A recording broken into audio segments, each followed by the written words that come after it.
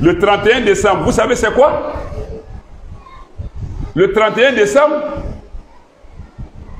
mais le 31 décembre, on appelle ça la Saint-Sylvestre. Mais c'est un acte d'adoration. Maintenant, ce n'est pas à Jésus.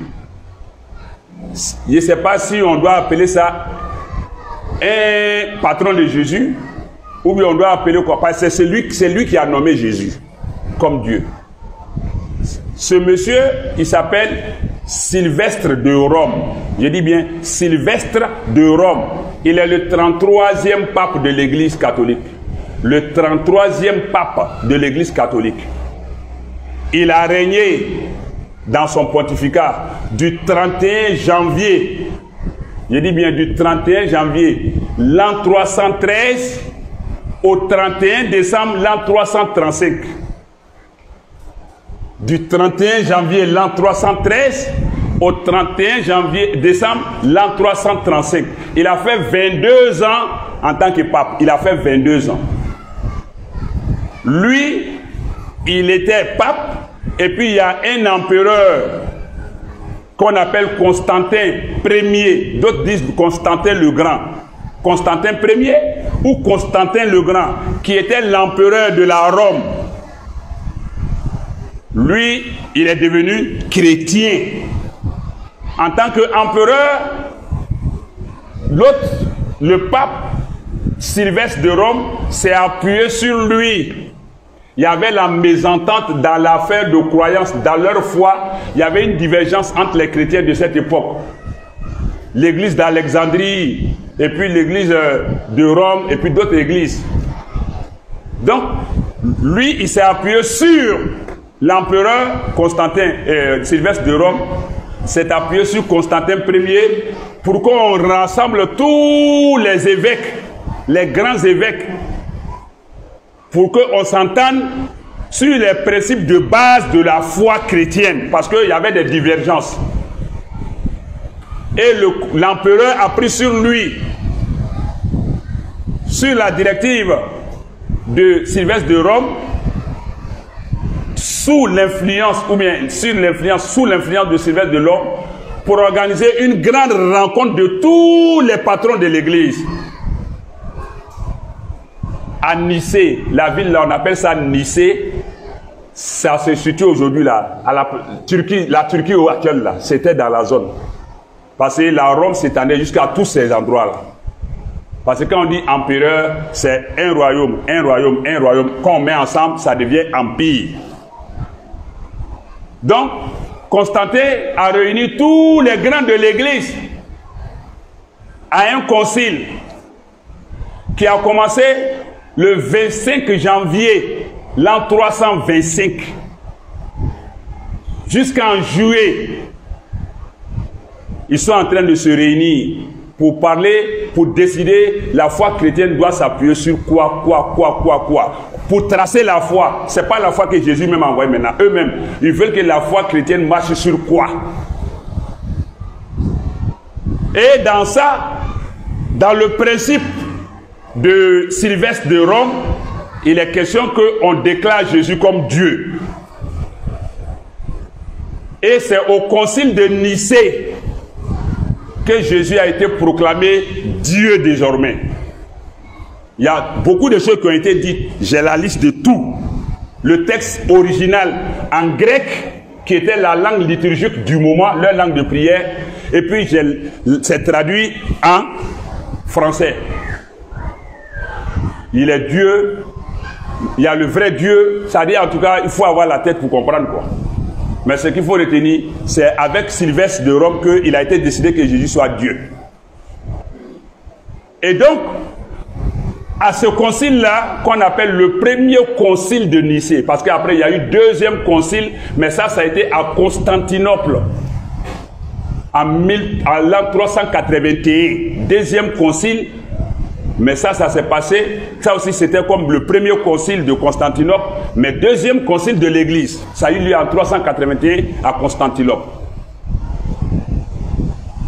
Et donc, lorsque à l'an 325, ça a été adopté que désormais Jésus est Dieu. c'est Sylvestre là maintenant qui est décédé le 31 décembre l'an 335. 10 ans après, lui il est décédé. 325, Jésus est proclamé Dieu sous sa houlette, sa directive. Et puis à l'an 335, 10 ans après, le 31 décembre, lui il est décédé. Après 22 ans de pontificat. Et quand il est décédé, il a été proclamé saint. On a enlevé Sylvestre de Rome pour dire Saint Sylvestre. Il est saint parce qu'il a pu permettre que Jésus soit proclamé Dieu et adoré comme Dieu. Et le 31 décembre, pendant que toi tu bois, tu manges ton poulet de mouchrik, eux ils vont à l'église pour prier pour Sylvestre, Saint Sylvestre. C'est pourquoi on appelle 31 décembre la Saint Sylvestre. Pour prier pour lui, parce qu'il a fait du gros boulot. Il a permis que Jésus soit reconnu comme Dieu. Toi, tu fais ça. Tu dis, faut pas, on va parler de ça. Parce que tu as ton ignorance dans ta poche, dans ta tête. Islam modéré, l'islam même est la modération. On ne peut pas modérer la modération encore. L'islam même, c'est la modération. C'est la paix. C'est le bon vivre. Le Coran nous dit en mes endroits de ne pas faire du mal à ceux qui ne nous combattent pas pour notre foi. D'être conciliateur. D'être doux, gentil, sociable, aimable, serviable avec eux. Nous, on est dans cette lignée. Mais pas de complaisance dans la foi. Pas d'amusement avec la foi quand il s'agit de fêter quelque chose qui va à l'encontre de ce que Allah défend. De ce que Allah recommande, pardon. Donc, pour que même la date de naissance de Jésus soit fixée au 25, à l'an 354, par le pape Libère à Rome, déjà à Nicée, en 325, ça veut dire 29 ans avant qu'on connaisse sa date de naissance, 325, le pape Sylvestre de Rome, appelé Saint Sylvestre, a déjà fixé, avec l'aide de l'empereur Constantin Ier, ont fixé que Jésus est Dieu depuis l'an 325. De son vivant, il n'a jamais dit qu'il est Dieu. De son vivant, personne n'a dit qu'il est Dieu. Parmi ses compagnons qui ont vécu avec lui, personne n'a dit Dieu à Jésus. Jamais. Jamais. Quand tu prends la Bible, il y a plein d'endroits qui le disent, mais quand tu prends la Bible, Évangile de Jean, chapitre 17, verset 3, on appelle généralement Jean 17, 3, c'est écrit clairement, noir sur blanc. Ça n'a même pas besoin d'interprétation. Tel que c'est écrit, hein, voilà, je prononce. Jésus dit, « Or la vie éternelle est qu'ils te connaissent, toi, le seul vrai Dieu, et celui que tu as envoyé, Jésus-Christ. » Ça, c'est trop clair. Mais qu'il soit Dieu, c'est à partir de 325 ans après son départ. Et 29 ans après, en 354, on a décidé qu'il soit célébré, on considère ça comme sa date de naissance. Il ne faut pas suivre les gens pour les suivre comme ça. C'est leur foi, c'est leur croyance. On leur concède ça, on respecte ça. On les observe faire, on ne les condamne pas.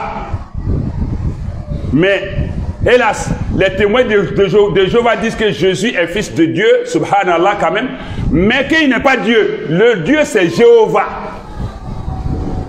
Quand un musulman dit que Jésus n'est pas Dieu, ça vous choque.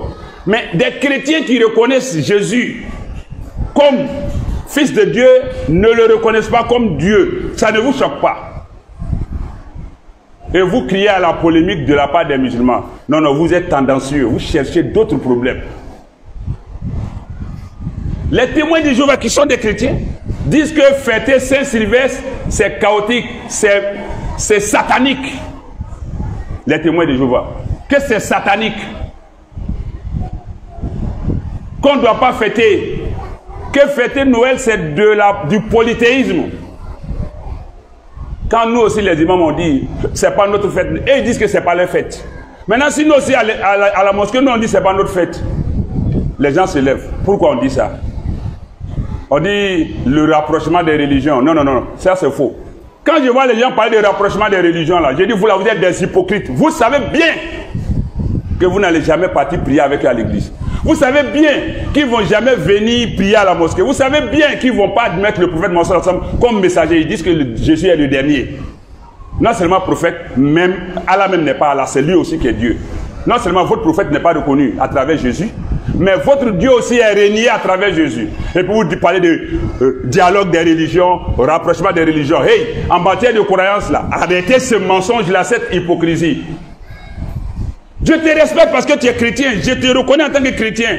Va à l'église, je vais à la mosquée. Après on se retrouve, on mange, on boit, on travaille ensemble, on réfléchit ensemble. On est dans l'administration, on est dans un pays laïque, on joue ballon ensemble, on fait tout ensemble. Ça ne suffit pas. Pourquoi je dois forcément te montrer que je te soutiens dans ta foi? Oh, Allah dit dans le Coran, chapitre 5, verset 2, vers la fin, wa ta'awanu alal birri wa taqwa. Soutenez-vous mutuellement, entraidez-vous dans le bien et puis la crainte d'Allah.